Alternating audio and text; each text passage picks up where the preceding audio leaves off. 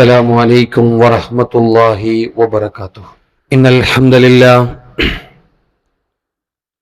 نحمده ونستعينه ونستغفره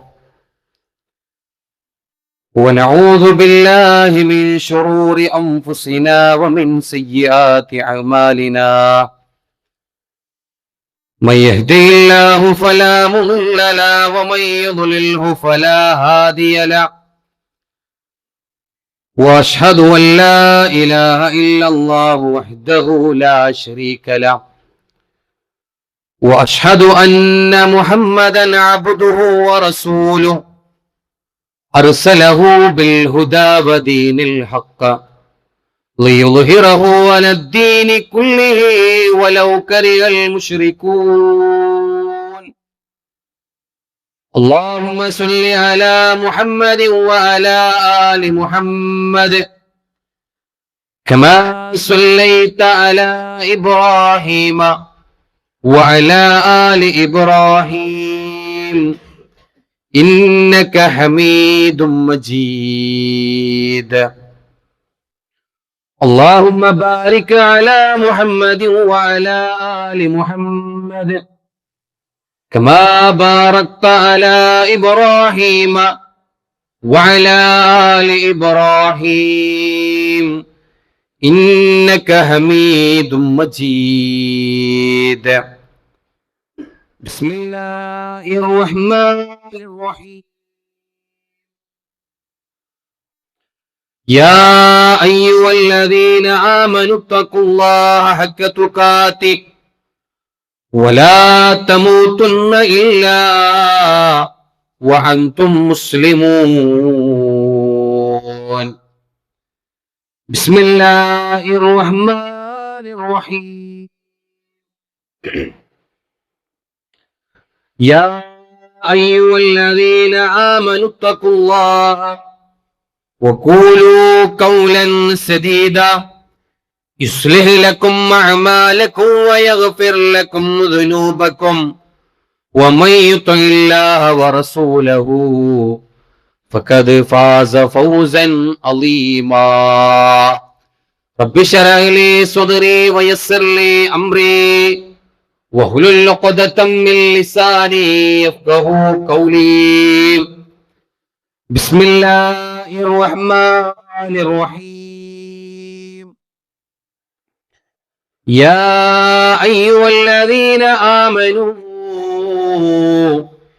إنما الخمر والميسر والأنصاب والأزلام رجس من عمل الشيطان فاجتنبوه لعلكم تفلحون. ഏറെ ആദരണീയവും ബഹുമാനവും നിറഞ്ഞ വിശ്വാസികളെ, വിശ്വാസിനികളെ, ലോകങ്ങളെ സൃഷ്ടിച്ച് പരിപാലിക്കുന്ന ലോകൈകനാഥനായ അള്ളാഹുവിന്റെ വിധിവിലക്കുകൾ, നിയമങ്ങളും നിർദ്ദേശങ്ങളും ജീവിതത്തിന്റെ എല്ലാ മേഖലകളിലും പാലിച്ച് ജീവിക്കണമേ എന്ന് സ്വന്തത്തെ മറക്കാതെ ഓരോരുത്തരോടും വസിയത്ത് ചെയ്യുകയാണ്, ഉപദേശിക്കുകയാണ്, ഉണർത്തുകയാണ്. അല്ലാഹു സുബ്ഹാനഹു തആല അവന്റെ കൽപ്പനകൾ പാലിച്ച് ജീവിക്കുന്ന യഥാർത്ഥ മുഅ്മിനീങ്ങളുടെ കൂട്ടത്തിലും മുത്തഖീങ്ങളുടെ കൂട്ടത്തിലും നമ്മെല്ലാവരെയും ഉൾപ്പെടുത്തി അനുഗ്രഹിക്കുമാറാകട്ടെ. പ്രിയപ്പെട്ട സഹോദരങ്ങളെ, സഹോദരിമാരെ, അള്ളാഹുവിന്റെ അപാരമായ കാരുണ്യം കൊണ്ട്, അള്ളാഹുവിന്റെ ബറക്കത്തായ മഴ, അള്ളാഹുവിന്റെ കാരുണ്യം കൊണ്ട് നല്ലോണം പെയ്തുകൊണ്ടിരിക്കുകയാണ്. ഇപ്രാവശ്യം മഴ കുറവാണ് എന്ന് പറഞ്ഞ് ബേജാറായിക്കൊണ്ടിരുന്ന ഒരു സന്ദർഭങ്ങളാണ്.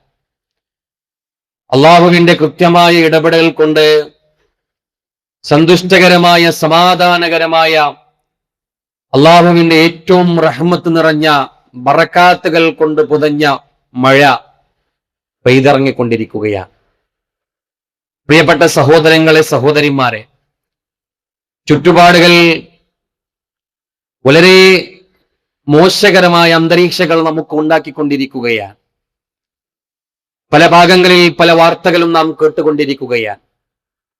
ആത്മഹത്യ പോലെയുള്ള, അതുപോലെ തന്നെ പള്ളികളിലേക്ക് കയറി ഉസ്താദന്മാരെ ആക്രമിക്കുന്ന തരത്തിലുള്ള പല പല വാർത്തകളും നമ്മുടെ സമുദായത്തിൽ കേൾക്കേണ്ടി വന്നുകൊണ്ടിരിക്കുകയാണ്. പ്രിയപ്പെട്ട സഹോദരങ്ങളെ, ഇതൊക്കെ എന്തിന്റെ അടിസ്ഥാനത്തിലാണ് നടന്നുകൊണ്ടിരിക്കുന്നത് എന്ന് ചോദിക്കപ്പെട്ടാൽ പടച്ച റബ്ബിന്റെ ദീൻ മനസ്സിലാക്കാത്തതിന്റെ നിമിത്തമായി കൊണ്ടാണ് ഇങ്ങനെയുള്ള കാര്യങ്ങളൊക്കെ നടന്നുകൊണ്ടിരിക്കുന്നത് എന്ന് നാം ഓരോരുത്തരും മനസ്സിലാക്കണം. അള്ളാഹുവിന്റെ ദീൻ മനസ്സിലാക്കിയ, പടച്ച റബ്ബിനോട് ബറമേൽപ്പിച്ച, തവക്കുൽ അർപ്പിച്ച ഒരു മനുഷ്യനെ സംബന്ധിച്ചിടത്തോളം ജീവിതത്തിന്റെ എത്ര വലിയ പ്രതിസന്ധികളിലൂടെ കടന്നുപോയാലും, ജീവിതത്തിൽ എത്ര വലിയ നാണക്കേടുകൾ സ്വീകരിക്കേണ്ടി വന്നാലും, ആർക്ക് മുമ്പിൽ എവിടെയും തോട്ടുകൊടുക്കേണ്ട അവസ്ഥ വന്നാൽ എന്റെ റബ്ബെനിക്ക് നിശ്ചയിച്ചു വെച്ചതാണ് എന്നുള്ള ഒരൊറ്റ തീരുമാനം ഹൃദയത്തിലുണ്ടെങ്കിൽ, എന്റെ റബ്ബെന്നെ നാണം കെടുത്താൻ തീരുമാനിച്ചതിന്റെ പ്രതിഫലമായിട്ടാണ് ഞാൻ നാണം കെട്ടത്, എന്റെ റബ്ബ് എനിക്ക് നിശ്ചയിച്ചു വെച്ച കാര്യം ഏതാണോ അതാണ് എന്റെ ജീവിതത്തിലേക്ക് വന്നേൽപ്പിക്കപ്പെട്ടത്, അതല്ലാത്തതൊന്നും എന്റെ ജീവിതത്തിൽ സംഭവിച്ചിട്ടില്ല. കടമായാലും നഷ്ടമായാലും, തോൽവിയായാലും ബേജാറായാലും, ഹോസ്പിറ്റലിൽ കിടന്ന ദിവസം എന്നെ തീർക്കേണ്ട ഒരവസ്ഥ വന്നാലും എന്റെ റബ്ബെനിക്ക് നിശ്ചയിച്ചു വെച്ചതാണ് എന്നുള്ള പരിപൂർണമായ വിശ്വാസം ഒരു മനുഷ്യന്റെ ജീവിതത്തിൽ കടന്നു വന്നാൽ, ഒരു മനുഷ്യന്റെ ജീവിതത്തിൽ ഉണ്ടായാൽ, പിന്നെ നഷ്ടങ്ങളെല്ലാം അവൻ റബ്ബിലേക്ക് അർപ്പിക്കും. ആത്മഹത്യം കൊണ്ടവന്റെ നഷ്ടപരിഹാരത്തിന് വേണ്ടി അവൻ അതിന്റെ പരിഹാരം കണ്ടെത്താൻ പോവുകയില്ല. എന്റെ റബ്ബെനിക്ക് നിശ്ചയിച്ചു വെച്ചതാണേ നടക്കൂ എന്നുള്ള തീരുമാനം ഒരു മനുഷ്യൻ അവന്റെ ജീവിതത്തിലേക്ക് കൊണ്ടുവന്നാൽ പിന്നെ ആത്മഹത്യം കൊണ്ടവൻ പരിഹാരം തേടാൻ കടന്നു പോവുകയില്ല. ഇത് ഇന്നത്തെ കാലഘട്ടത്തിന്റെ സഹോദരങ്ങൾ മനസ്സിലാക്കേണ്ട വലിയ അവസ്ഥയാണ്. നമ്മുടെ മക്കളൊക്കെ ചെറിയ ചെറിയ പ്രശ്നത്തിൽ മൊബൈൽ കൊടുക്കാത്തതിന്റെ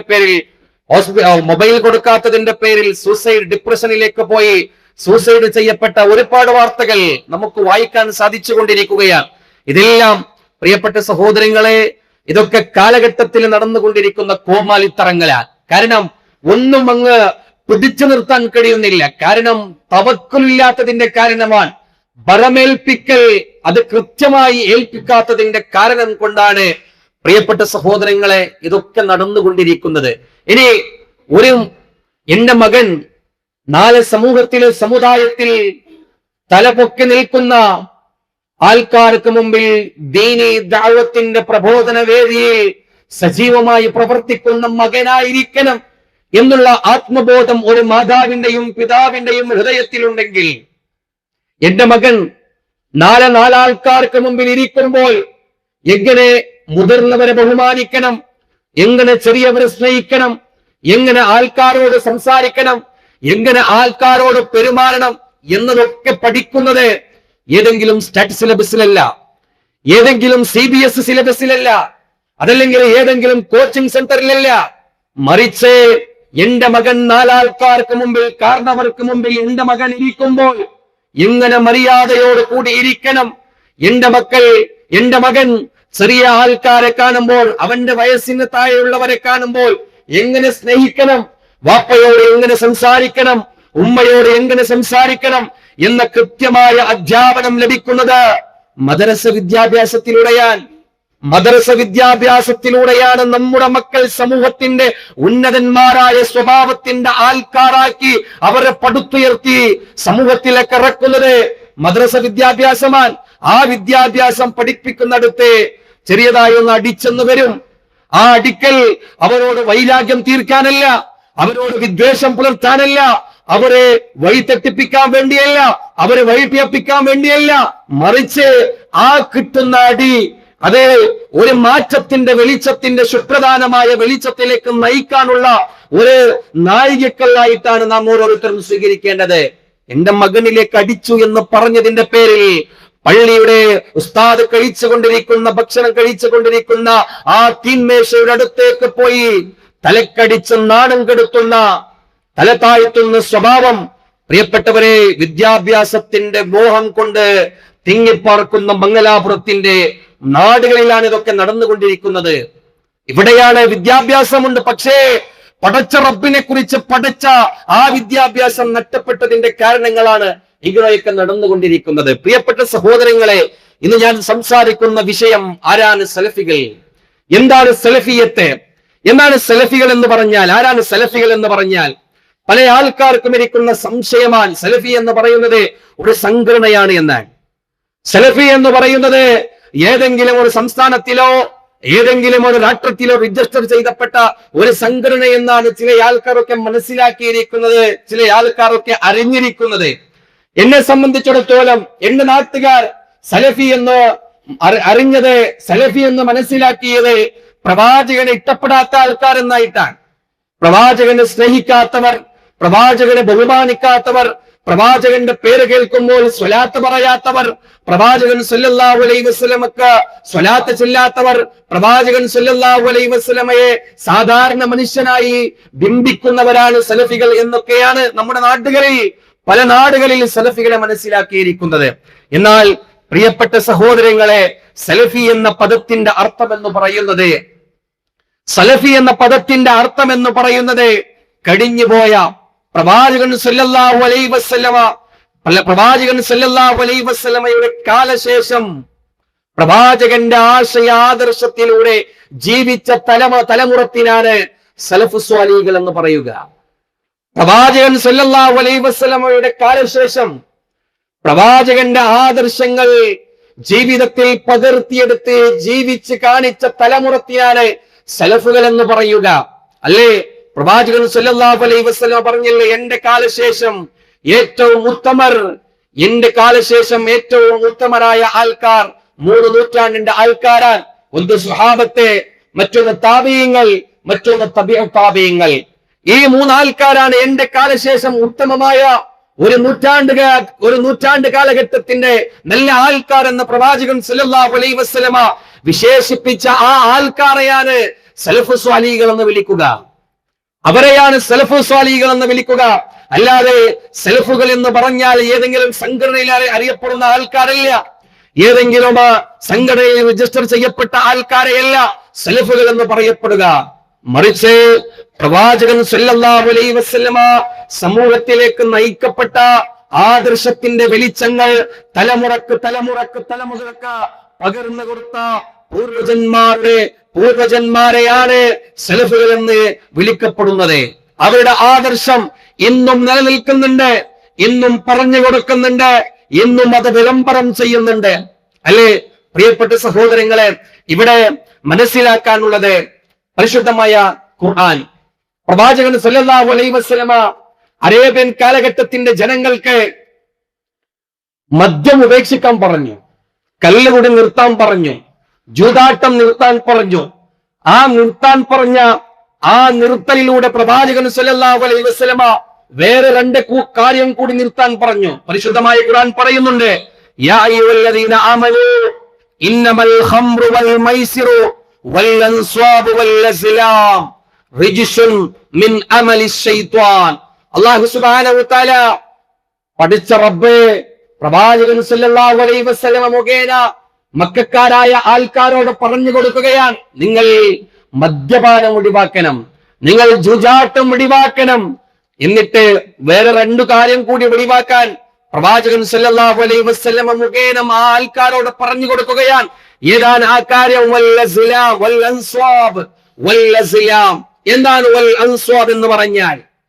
എന്താണ് അൻസ്വാബ് എന്ന് പറഞ്ഞാൽ? പ്രിയപ്പെട്ട സഹോദരങ്ങളെ, അൻസ്വാബുകൾ എന്ന് പറഞ്ഞാൽ ഇവിടെ നാം മനസ്സിലാക്കേണ്ടത് കഅബയുടെ പരിസരത്തും മറ്റു ആരാധന നടക്കുന്ന സ്ഥലത്തിൽ അവർ സ്ഥാപിച്ചു വെച്ച ഒരു കല്ലുണ്ടായിരുന്നു. അവർ സ്ഥാപിച്ചു വെച്ച മക്കയുടെ ജനങ്ങൾ സ്ഥാപിച്ചു വെച്ച ഒരു കല്ലുണ്ടായിരുന്നു. എന്താണ് ആ കല്ല്? ആ കല്ല് അവരാരാധിക്കുന്ന ആരാധ്യ ദൈവങ്ങൾക്ക് ബലിയർപ്പിക്കാൻ വേണ്ടി നിശ്ചയിക്കപ്പെട്ട ഒരു സ്ഥലമായിരുന്നു അൻസ്വാബ്. അതാണ് ഖുർആൻ പറഞ്ഞത്, വൽ അൻസ്വാബ്. നിങ്ങൾ ആ ബലിയർക്കാൻ വേണ്ടിയിട്ട്, അതാ മൃഗത്തെ ബലിയർക്കാൻ വേണ്ടി നിങ്ങൾ നിശ്ചയിക്കപ്പെട്ട അതിനെയും നിങ്ങൾ വെടിയണമെന്ന് അല്ലാഹു സുബ്ഹാനഹു വ തആല പരിശുദ്ധമായ ഖുർആനിൽ പറഞ്ഞു കൊടുക്കുമ്പോൾ, പ്രിയപ്പെട്ട സഹോദരങ്ങളെ, ഇന്നും കുറെ അൻസ്വാബുകളെ നമുക്ക് കാണാൻ സാധ്യമാണ്.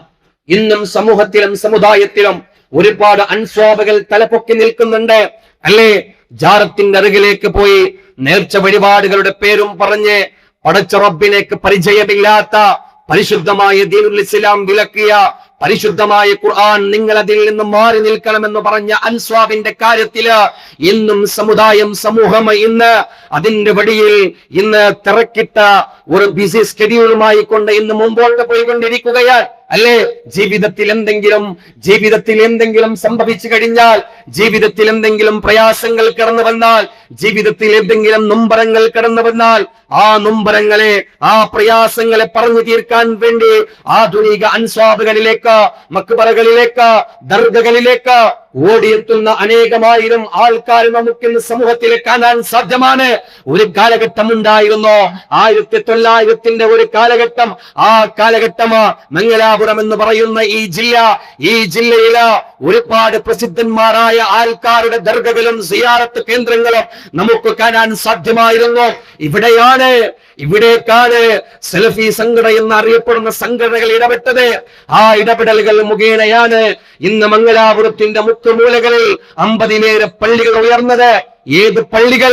അള്ളാഹുവിനെ മാത്രമേ നിങ്ങൾ ആരാധിക്കൂ എന്ന് വിളിച്ചു പറയുന്ന പള്ളികൾ ഇന്ന് സ്ഥാപിക്കപ്പെട്ടത്. ഇത് ആധുനിക അൻസ്വാറുകൾക്ക് എതിരായിട്ട് നടത്തിയ സലഫ് സ്വാലികൾ, ആ സ്വാലിഹ്യങ്ങളുടെ പാത പിൻപറ്റിക്കൊണ്ട് കടന്നു വന്ന് സലഫിയത്ത് എന്ന് പറയുന്ന സംഘടന രൂപീകരിച്ച്, അതിലേക്ക് പല പേരുകൾ ഇട്ടുകൊണ്ട് സംഘടന രൂപീകരിച്ചുകൊണ്ട് വലിയ മാറ്റത്തിന്റെ വെളിച്ചങ്ങൾ ഇവിടെ കൊണ്ടുവന്നത് സലഫി സംഘടനകളാണ്. പ്രിയപ്പെട്ട സഹോദരങ്ങളെ, ഇതൊക്കെ നാം ചരിത്രം പഠിക്കാൻ വേണ്ടിയിട്ടുള്ളതാണ്. 1900 കാലഘട്ടം എങ്ങനെയായിരുന്നു എന്ന് നിങ്ങളൊന്ന് ഓർത്തെടുത്ത് നോക്ക്. ഏതിനും മക്ബറത്തിന്റെ അടുത്തേക്ക് പോയി പ്രാർത്ഥിക്കുന്ന ഒരു കാലഘട്ടം ഉണ്ടായിരുന്നു. വീട്ടിലെന്തെങ്കിലും സംഭവിച്ചാൽ, നിരന്തരമായ പണി ബാധിച്ച് കുട്ടികൾ കിടക്കുന്നുണ്ടെങ്കിൽ പരിഹാരം തേടിക്കൊണ്ടു പോകുന്നത് എവിടേക്കാൻ? ജാറത്തിന്റെ അരികിലേക്കാൻ. അല്ലേ? കച്ചവടത്തിൽ എന്തെങ്കിലും നഷ്ടങ്ങൾ കടന്നു വന്നാൽ പരിഹാരം തേടി പോകുന്നത്, ഓടിയെത്തുന്നത് എവിടേക്കാൻ? ജാറത്തിന്റെ അരികിലേക്കാൻ. ആ ജാറത്തിന്റെ അരികിലേക്ക് കോഴിയോ ആടോ മാടോ എന്തെങ്കിലും നേർച്ചകൾ ചെയ്ത ആ നേർച്ചകൾ മുഴുവനും പരിഹാരം കണ്ടെത്താൻ ശ്രമിച്ചുകൊണ്ടിരുന്ന ആൾക്കാരായിരുന്നു. പ്രിയപ്പെട്ട സഹോദരങ്ങളെ, കഴിഞ്ഞു പോയ ഒരു കാലഘട്ടത്തിന്റെ സമുദായം, ആ സമുദായത്തിനിടയിൽ കടന്നു വന്ന് എന്താണ് സലഫിയത്ത്, ആരാണ് സലഫികൾ എന്ന് കൃത്യമായി മനസ്സിലാക്കിക്കൊണ്ട്, ഇല്ല, സലഫിയത്ത് എന്ന് പറഞ്ഞാൽ പ്രവാചകൻ സല്ലല്ലാഹു അലൈഹി വസല്ലമയുടെ പൂർവ്വജൻ പ്രവാചകൻ സല്ലല്ലാഹു അലൈഹി വസല്ലമക്ക് ശേഷം കടന്നു വന്ന പ്രവാചകന്റെ അനുയായികൾ കൊണ്ടുവന്ന പ്രവാചകന്റെ ആദർശത്തെ കൃത്യമായി മനസ്സിലാക്കിക്കൊണ്ട്, ഇല്ല, അരുതേ, അങ്ങനെ പോകാൻ പാടില്ല. പ്രയാസങ്ങൾ ഇറക്കി വെക്കേണ്ടത്, ദുആകൾ നൽകേണ്ടത്. വഖാല റബ്ബുകും അദ്ഊനി അസ്തജിബ് ലക്കും ഇന്നല്ലദീന യസ്തക്ബിറൂന അൻ ഇബാദതി സയദ്ഖുലൂന ജഹന്നമ ദാഖിരി എന്ന് പരിശുദ്ധമായ ഖുർആൻ പറഞ്ഞത്. നിങ്ങളുടെ രക്ഷിതാവ് പറഞ്ഞിരിക്കുന്നു, നിങ്ങൾ എന്നോട് പ്രാർത്ഥിക്കൂ, ഞാൻ നിങ്ങൾക്ക് ഉത്തരം നൽകാം. എന്നെ ആരാധിക്കുന്നതാണ് നിങ്ങൾക്ക് ഏറ്റവും ഉത്തമമായത് എന്ന് പരിശുദ്ധമായ ഖുർആനിൽ അല്ലാഹു സുബ്ഹാനഹു വ തആല പറഞ്ഞ ആ കാര്യം, അതേ സലഫിയത്തിന്റെ ആദർശത്തിന്റെ ആൾക്കാരുടെ പറഞ്ഞു തന്നത് സലഫി സംഘടനകൾ ഏറ്റെടുത്തുകൊണ്ട് സമുദായത്തിന്റെ മുമ്പിൽ പറഞ്ഞു, വഖാല റബ്ബുകും അദ്ഊനി അസ്തജിബ് ലക്കും. നിങ്ങൾക്ക് എന്ത് പ്രയാസങ്ങൾ കടന്നു വന്നാലും, നിങ്ങൾക്ക് എന്ത് വേർപാടുകൾ കടന്നു വന്നാലും, നിങ്ങൾക്ക് എന്ത് നഷ്ടങ്ങൾ കടന്നു വന്നാലും, എത്ര വലിയ മാരാമാര രോഗങ്ങൾ നിങ്ങളിലേക്ക് പിടിപെട്ടാലും പരിഹാരം തേടിക്ക് നിങ്ങൾ കടന്നെത്തേണ്ടത് അള്ളാഹുവിന്റെ അരികിലേക്കാണ്, അല്ലാതെ ജാരങ്ങളുടെ അരികിലേക്കല്ല, ഏതെങ്കിലും സിദ്ധന്മാരുടെ അരികിലേക്കല്ല, ഏതെങ്കിലും ദൈവീ ദേവന്മാരുടെ അടുത്തേക്കല്ല, മറിച്ച് നിങ്ങളെ സൃഷ്ടിച്ച, നിങ്ങളെ നിയന്ത്രിച്ചു കൊണ്ടിരിക്കുന്ന അള്ളാഹുവിന്റെ അരികിലേക്കാണ് നിങ്ങൾ ചെന്നെത്തേണ്ടത് എന്ന ആദർശത്തെയാണ് സലഫി സംഘടന മുമ്പോട്ട് വെച്ചത്. അതാണ് പ്രവാചകന്റെ കാലശേഷം പ്രവാചകൻ മുമ്പോട്ട് വെച്ച ആദർശത്തെ നെഞ്ചോട് ചേർത്ത് പിടിച്ച് സമുദായത്തിന്റെ മുമ്പിൽ വിളംബരം ചെയ്തു, സമൂഹത്തോട് ഇട്ടുകൊടുത്ത പ്രവാചകന്റെ ആദർശം പറഞ്ഞു കൊടുത്തതിന്റെ പേരിൽ സലഫി സംഘടനകളെ പുത്തൻവാദികൾ എന്ന് വിളിച്ചു, ബിദഅത്തിന്റെ ആശയക്കാരെന്ന് വിളിച്ചു. അവർ പ്രവാചകനെ സ്നേഹിക്കാത്തവരാണെന്നൊക്കെ മുദ്രകുത്തി. പ്രിയപ്പെട്ട സഹോദരങ്ങളെ, ആർക്കാണ് പള്ളികളുടെ നേർച്ച വഴിപാടുകൾക്ക് പള്ളികളിൽ ആർക്കാണ് നൽകേണ്ടത്? പരിശുദ്ധമായ ഖുർആൻ പറഞ്ഞു, വഅന്നൽ മസാജിദ ലില്ലാഹി ഫലാ തദ്ഉ മഅ അല്ലാഹി അഹദ. നിശ്ചയമായും പള്ളികൾ അള്ളാഹുവിനുള്ളതാകുന്നു. അതിനാൽ നിങ്ങൾ അള്ളാഹുവിനോടൊപ്പം ആരെയും വിളിച്ച് പ്രാർത്ഥിക്കാതിരിക്കുക. അള്ളാഹുവിൽ നിങ്ങൾ പള്ളികളിൽ എല്ലാം നിങ്ങൾ അള്ളാഹുവിലേക്കാണ് നൽകേണ്ടത്. അല്ലാത്ത ഒന്നിലേക്കും പള്ളികളിൽ വെച്ച് നിങ്ങൾ ഒന്നിനെയും ആരാധിക്കാൻ പാടില്ല. ഒന്നിലേക്കും നിങ്ങൾ ആരാധന കർമ്മങ്ങളെ നിങ്ങൾ നേർച്ച വഴിപാടുകൾ നിങ്ങൾ കൊടുക്കാൻ പാടില്ല എന്നൊക്കെ കൃത്യമായി പരിശുദ്ധമായ ഖുർആൻ പറഞ്ഞു. പ്രവാചകൻ സല്ലല്ലാഹു അലൈഹി വസല്ലം പഠിപ്പിച്ചു, താബീങ്ങൾ സ്വഹാബത്ത് പഠിപ്പിച്ചു, താബീങ്ങൾ പഠിപ്പിച്ചു, താബീങ്ങൾ പഠിപ്പിച്ചു, സലഫികളും പഠിപ്പിച്ചു. എന്നാൽ പള്ളികളിൽ വെച്ച് അല്ലാഹു അല്ലാത്തവരിലേക്ക് പുതിയ ആശയങ്ങൾ കൊണ്ടുവന്ന് എന്നെ വിളിച്ചവർക്ക് വായ്ക്കൂട ദുഃഖീരം ഉത്തരം ഞാൻ ചെയ്യുന്നവരെന്ന് പറഞ്ഞുകൊണ്ട് അതാ തീരെ പരിചയമില്ലാത്ത ഇസ്ലാമിന്റെ ആശയങ്ങൾക്കും ആദർശങ്ങൾക്കും ബന്ധമില്ലാത്ത കാര്യങ്ങളെ കൊണ്ടുവന്ന് 1000 പ്രാവശ്യം ഇന്നെ ആരുടെ പേര് വിളിച്ചാൽ ആ പേര് വിളിച്ച് മടങ്ങുന്നതിനിടയിൽ എന്താണോ ഹൃദയം കൊണ്ട് അയാൾ നിശ്ചയിച്ചത് അത് അയാൾക്ക് പ്രതിഫലമായി നൽകപ്പെടുമെന്ന് എന്നുള്ള വാദങ്ങളെ കൊണ്ടുവന്ന് പ്രിയപ്പെട്ട സഹോദരങ്ങളെ സമൂഹത്തിൽ കുഴപ്പങ്ങൾ ഉണ്ടാക്കാൻ ശ്രമിച്ചു ചില ആൾക്കാർ. എന്നാൽ സലഫിയത്തിന്റെ ആൾക്കാർ സലഫി സംഘടനയുടെ പേരിൽ കടന്നു വന്ന് അവർ പറഞ്ഞത്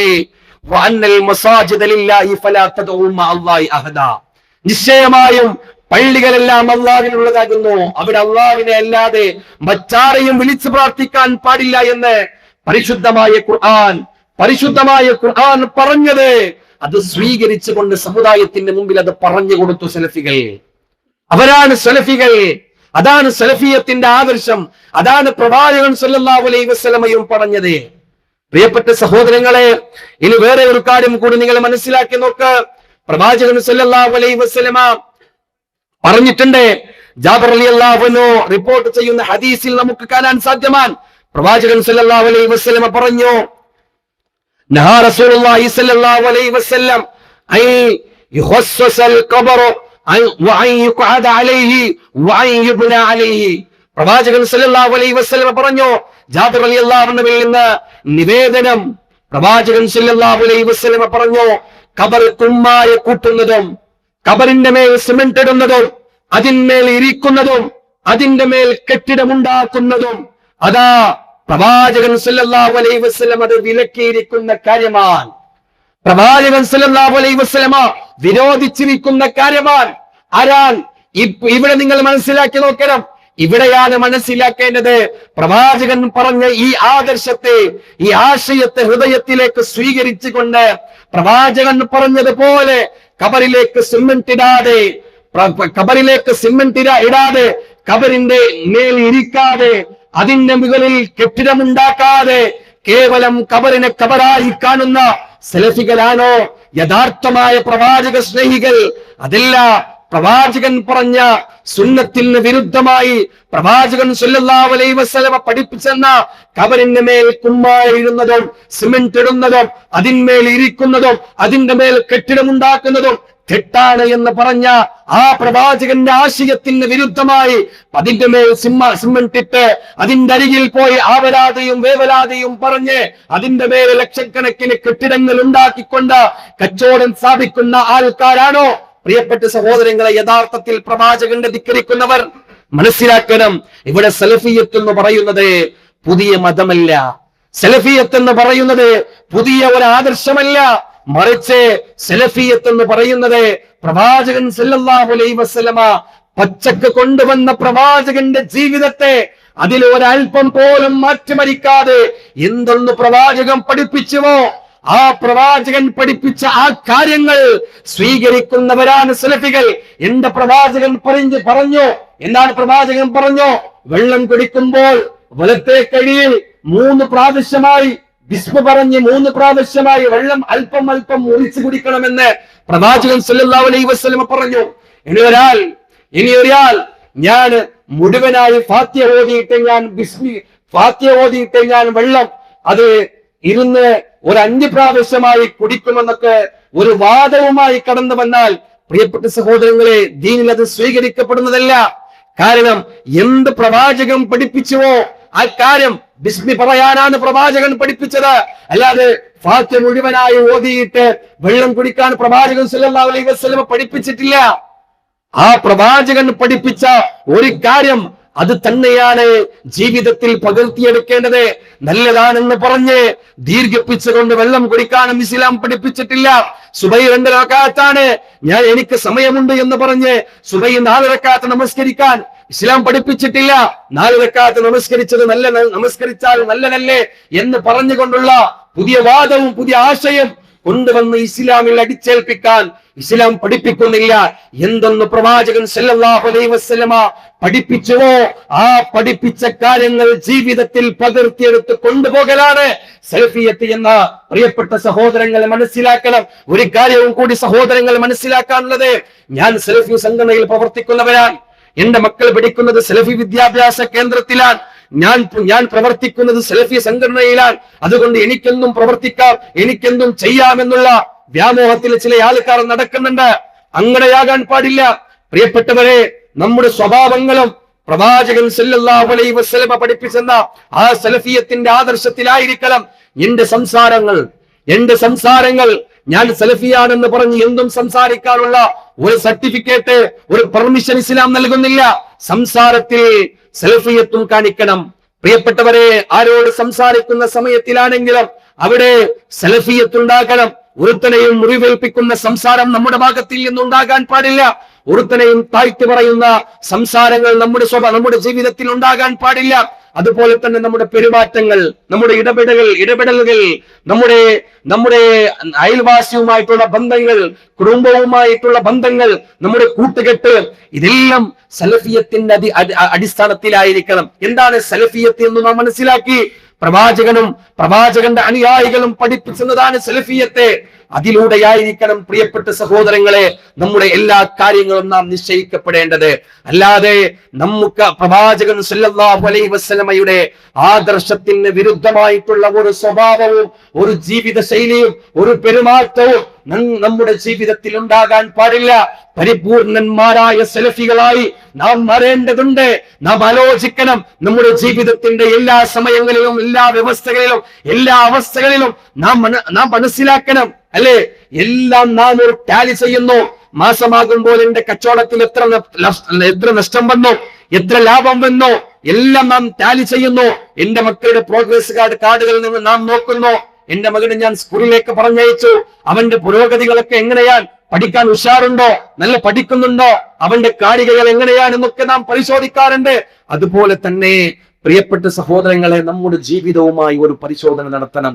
എന്റെ സ്വഭാവങ്ങൾ എങ്ങനെയാണ്, എന്റെ പെരുമാറ്റം എങ്ങനെയാണ്, ഞാനും എന്റെ റബ്ബുമായിട്ടുള്ള ആ കണക്ഷൻ എങ്ങനെയാണ്, എല്ലാം ഒരു പരിശോധന നടത്തണം. കാരണം ആ പരിശോധന ഇല്ലാതെയാണ് നാം മരണപ്പെട്ടു പോകുന്നതെങ്കിൽ നാം നഷ്ടക്കാരാൻ. മരണമെന്ന് പറയുന്ന ആ സത്യം ഏത് സമയത്തിൽ നമ്മെ പിടികൂടുമെന്ന് നമുക്കറിയില്ല. ആ മരണം നമ്മെ പിടികൂടുന്നതിന് മുമ്പായി സ്വന്തം ശരീരത്തെ, സ്വന്തം ജീവിതത്തെ വിചാരണക്ക് അടിമപ്പെടുത്തണം. എന്നിട്ട് വിചാരണം ചെയ്യണം.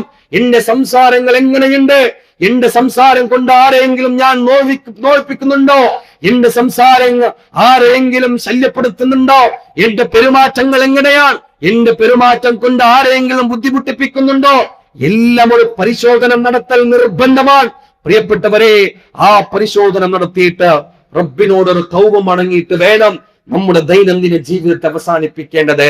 ആ ജീവിതത്തിൽ സലഫിയത്തിനെ കൃത്യമായി നമുക്ക് പാലിച്ച് കൊണ്ടുവന്ന് ആ ജീവിതത്തിലേക്ക് നമ്മുടെ സലഫിയത്തിനെ നമുക്ക് കൊണ്ടുവരാൻ കഴിഞ്ഞാൽ നമുക്ക് പരിപൂർണമായ വിശ്വാസികളായി മാറാൻ സാധിക്കും. പ്രിയപ്പെട്ടവരെ, പരിപൂർണമായി നമുക്ക് കൃത്യമായി റബ്ബിലേക്ക് അടുക്കാൻ കഴിയും.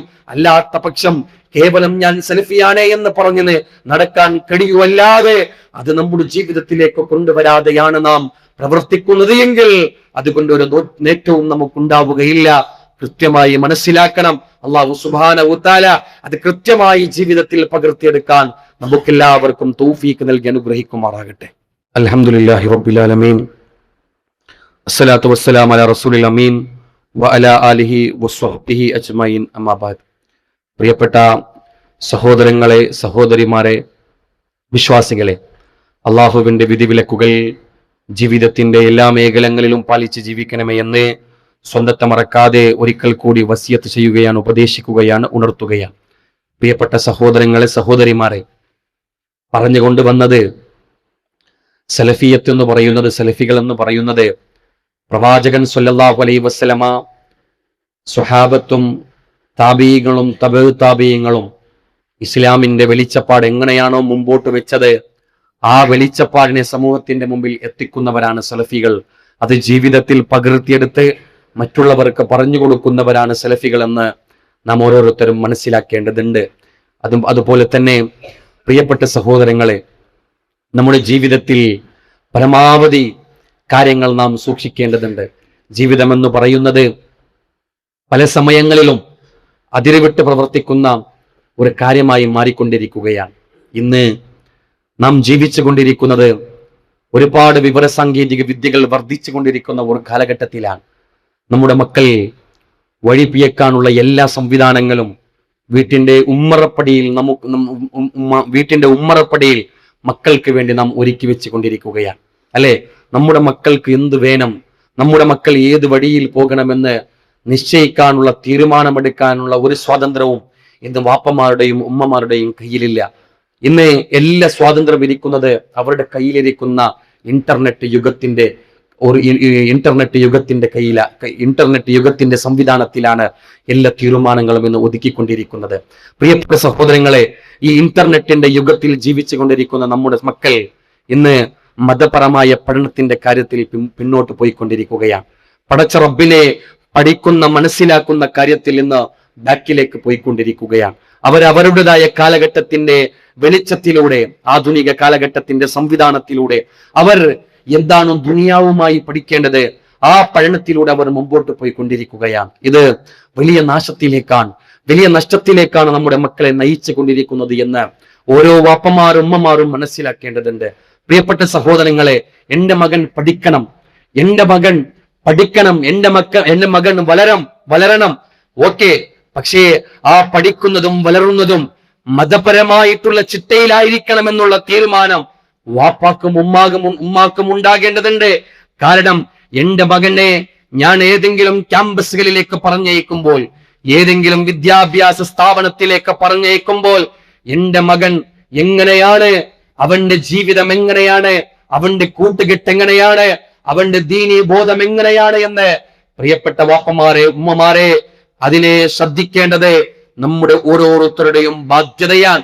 കാരണം നാലവർ 18 തികഞ്ഞ് അവർ മൈനറിലേക്ക് എത്തിക്കഴിഞ്ഞാൽ, അവർ പ്രായപൂർത്തി എത്തിക്കഴിഞ്ഞാൽ പിന്നെ അവരുടെ സ്വാതന്ത്ര്യമാണ്, ഇതെന്റെ സ്വാതന്ത്ര്യമാണ് എന്ന് പറഞ്ഞ് വാപ്പാക്ക് നേരെ ഉമ്മാക്ക് നേരെ വിരൽ കാണിക്കേണ്ട ഒരവസ്ഥ, ഒരു ദാരുണമായ അവസ്ഥ നാം നേരിടേണ്ടി വരും. ആ നേരിടേണ്ടി വരുന്ന ദാരുണമായ അവസ്ഥക്ക് മുമ്പായി നമ്മുടെ മക്കളെ മതപരമായ കാര്യത്തെ അവർക്ക് കൃത്യമായി പഠിപ്പിച്ചു കൊടുക്കേണ്ട ഉത്തരവാദിത്ത ബോധം നമുക്കുണ്ട് എന്ന് നാം മനസ്സിലാക്കണം. എന്റെ മകൻ പള്ളിയിൽ നടക്കുന്ന, ആഴ്ചകളായും മാസങ്ങളായി നടന്നുകൊണ്ടിരിക്കുന്ന മതപഠന ക്ലാസുകളിലേക്ക് എന്റെ മകൻ പോകുന്നുണ്ടോ? അതല്ല ദീനി ദഅവത്തിന്റെ ഭാഗമായി നടക്കുന്ന ക്യാമ്പുകളിലേക്ക്, പരിപാടികളിലേക്ക്, സംഗമങ്ങളിലേക്ക് എന്റെ മകൻ പോകുന്നുണ്ടോ എന്ന് പ്രിയപ്പെട്ടവരെ ഒരു ശ്രദ്ധ മക്കളുടെ അടുത്തേക്ക് കൊടുക്കണം.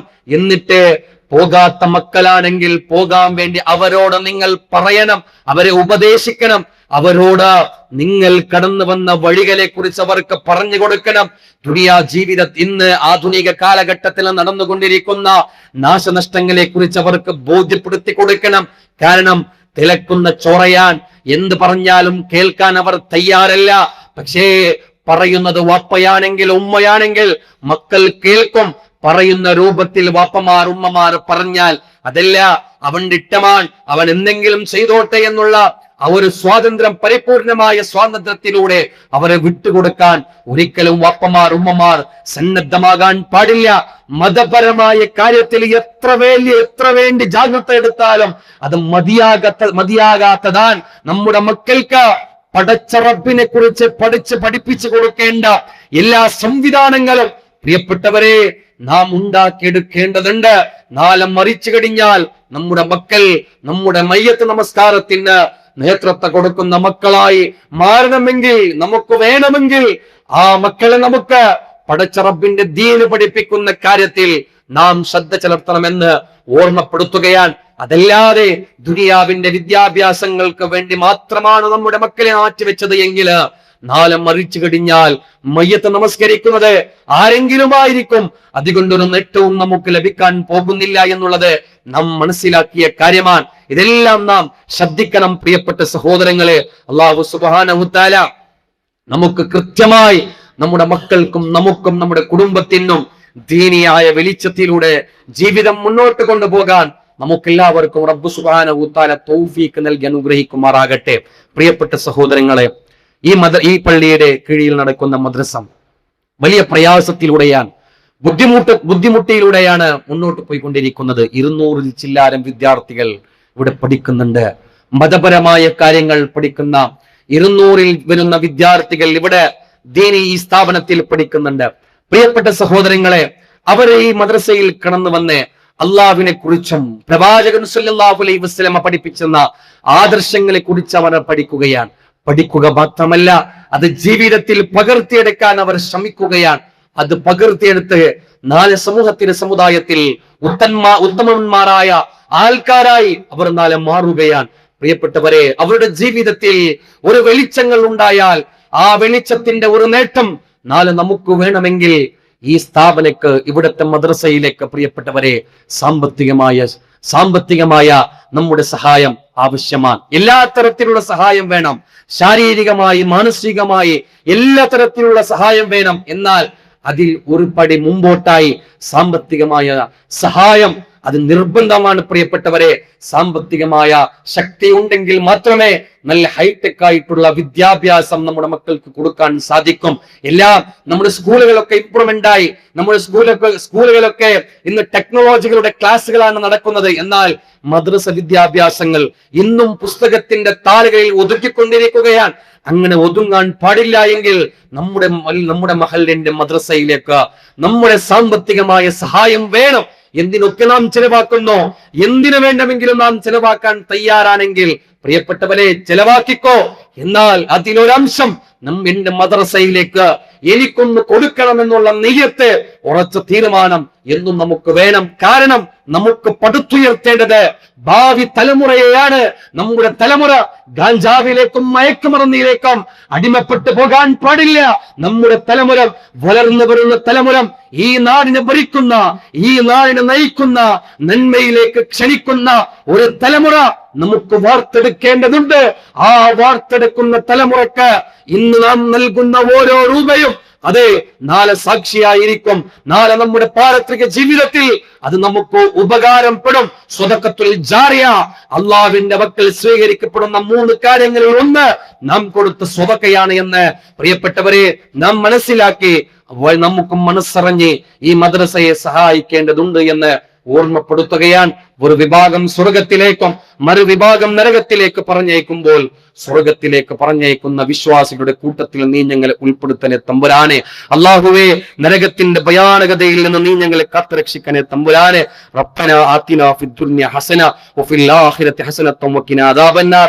റബ്ബനാ തഖബ്ബൽ മിന്നാ ഇന്നക അൻതസ് സമീഉൽ അലീം വതുബ് അലൈനാ ഇന്നക അൻതത് തവ്വാബുർ റഹീം. ആമീൻ ആമീൻ ബിറഹ്മതിക യാ അർഹമർ റഹീമീൻ. അഖൂലു ഖൗലി ഹാദാ വസ്തഗ്ഫിറുല്ലാഹി ലി വലക്കും വലിസായിരിൽ മുസ്ലിമീൻ ഫസ്തഗ്ഫിറൂ ഇന്നഹു ഹുവൽ ഗഫൂറുർ റഹീം.